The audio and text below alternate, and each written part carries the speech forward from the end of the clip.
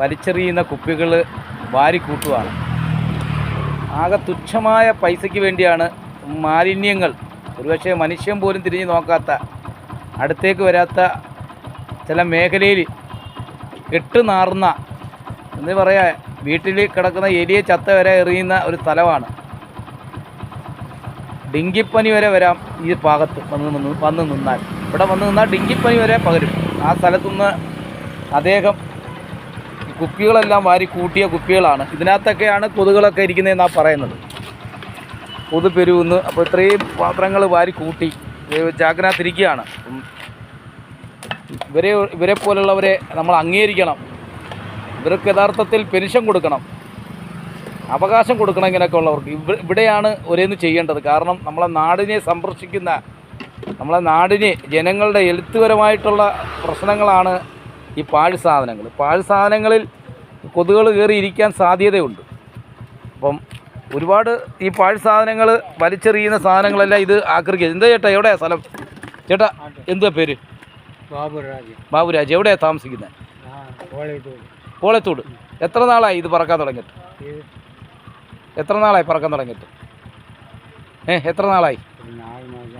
4 മാസം ആയതുള്ളൂ. ഇത് വിറ്റിട്ട് എന്തെങ്കിലും കിട്ടുമോ? എന്തെങ്കിലും അസുഖകാര്യം വല്ലതും ഉണ്ടോ? പിന്നെ അസുഖം കാര്യമൊന്നുമില്ല. ആരോഗ്യത്തിന് ഒരു കുഴപ്പമില്ല, നടന്നു പോകുന്നു. ശ്വാസം വിട്ടുണ്ടല്ലോ. കട്ടിപ്പണി ചെയ്യാൻ പറ്റത്തില്ല. അപ്പോൾ പ്രിയപ്പെട്ടവരെ, ഇവരെയുള്ളവരെ ഇവർക്ക് വേണം സ്ഥലോട്ട് കൊടുക്കേണ്ട. കാരണം നമ്മളെ നാട്ടിലെ ഒരുപാട് പാഴ്സാധനങ്ങൾ പ്രായമുള്ളവർ വാരി മാറ്റുമ്പോൾ നമുക്കൊന്ന് മനസ്സിലാക്കേണ്ടിയിരിക്കുന്നു. നമ്മൾ ഒരുപാട് വരാനുണ്ട്.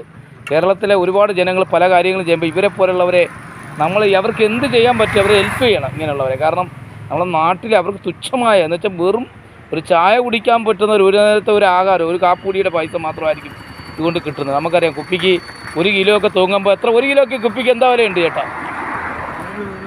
20 രൂപ. 20 രൂപ 1 കിലോ കുപ്പിക്ക്. അപ്പോൾ 20 രൂപ കൊണ്ട് എന്തെന്ന് മനസ്സിലാക്കുക, എത്ര കിലോ പാർക്കെങ്കിൽ അവർക്ക് 100 രൂപ കിട്ടത്തോളും.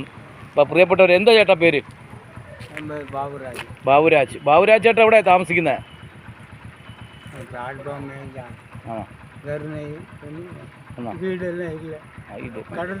ഏർക്കടക്കാടൊക്കെ ഉണ്ട്, വീടൊക്കെ ഉണ്ടോ? ആ ഫ്ലാറ്റ് അവിടെയാണ്. ശരി, ഓക്കെ. അപ്പോൾ പോയി വരാം. ചേട്ടനെ ഇദ്ദേഹം കിടക്കുന്ന സ്ഥലം പ്രണവൻ തിയേറ്ററിൻ്റെ അടുത്ത്. നമ്മളവിടെ കാപ്പി കച്ചവടമൊക്കെ ചെയ്യുന്ന പിന്നെ ആൾക്കാർ നടപ്പാതയുടെ ആ സൈഡ് വശമാണ് കിടന്നുറങ്ങുന്നതെന്നാണ് പറയുന്നത്. ഓക്കെ, എന്തായാലും ചേട്ടനെ ഒരുപാട് ആശംസിക്കുന്നു.